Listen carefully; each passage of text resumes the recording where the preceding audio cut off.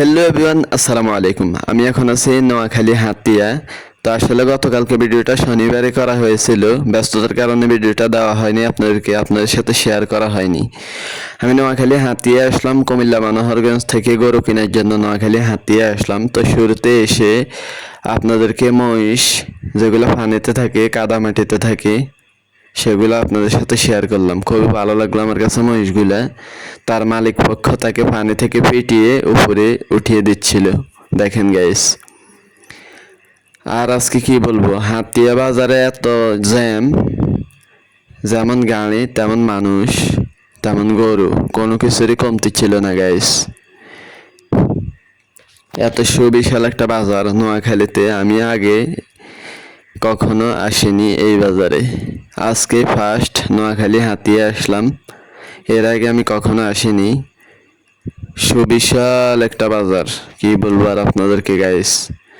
আপনারা যারা এই বাজারে গিয়েছেন তারা অবশ্যই একটা কমেন্ট করে আমাকে জানাবেন আপনাদের কাছে এই বাজারটা কেমন লাগছিল। আমার কাছে বেশ মাশাআল্লাহ খুবই ভালো লাগছে। অনেক সুন্দর একটা বাজার, সুন্দর পরিবেশ, অনেক বড় একটা বাজার, গরু ছাগলের হাট হাতিয়া। তো গাইস, আমরা কিন্তু শেষ পর্যন্ত এই বাজার থেকে একটা গরু কিনলাম। গরুটা আমি একটু পরে আপনাদেরকে দেখাবো ভিডিওর মাধ্যমে, আপনারা ধৈর্য সহকারে আমার ভিডিওটা দেখতে থাকেন। তার আগে আর একটা কথা বলে দিতে চাই, আমার আর এটা আপনার সামনে ভুললে অবশ্যই একটা ফলো করে দেবেন আর একটা কমেন্ট করে যাবেন। গাইস দেখেন, অনেক বড় জ্যাম লেগে গেছে, অনেক বড় জ্যাম লেগে গেছে এই বাজারে। কোনো কিছুরই কমতি ছিল না। খুবই ভালো লাগলো আমার কাছে বাজারটা। এত বড় একটা বাজার, চমৎকার পরিবেশ, চারদিকে গরু ছাগল মানুষ গাড়ি, কোনো কিছুই কমতি ছিল না এই বাজারে। এত পরিমাণ গরম ছিল আজকে, যা বলার বাহিরে গাইস। এই গরুটাই আমরা কিনলাম এই বাজার থেকে।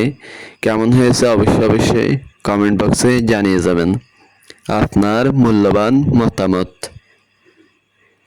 তো গাইস, আমরা শেষ পর্যন্ত, এই হলো আমার চাচাতো ভাই আর এই হলাম আমি। আর আমার দাদা তো সামনে আছে গাড়ির সামনে, তাই দাদাকে ভিডিওর মাধ্যমে নেওয়া হয়নি। তা আমরা এই টাকে করে আমাদের গরুটা নিলাম কুমিল্লা মনোহরগঞ্জ, 2000 টাকা টাক ভাড়া দিয়ে। তা আমাদের রাত্র 10:30 বেজে গেছে প্রায় বাড়িতে যেতে যেতে। তো গাইস, আজকের ভিডিওটা পর্যন্ত। আল্লাহ হাফেজ।